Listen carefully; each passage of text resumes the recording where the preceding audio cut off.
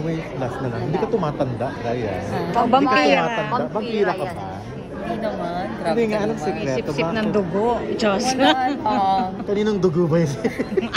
Umiinom ng dugo. Hindi nga, vampira ka, no? Hindi ba vampire? Hindi. Hindi, anong sekreto? Bakit pa? Tigilan mo ito na naman. Hindi totoo. Tinitignan kita eh.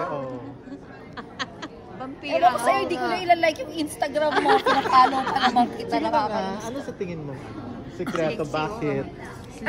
Anong sikreto? Na-maintain mo yung ganyan. Kasi sabi nila dapat in love ka para magmukha kang young.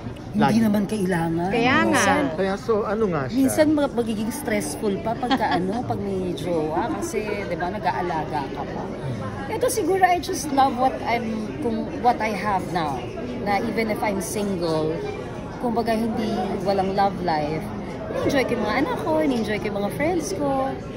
Pagka kumakaya, even before pandemic, 'di ba nung wala pang pandemic, yung travel ka twice a year, mga ganun, once a year for yourself.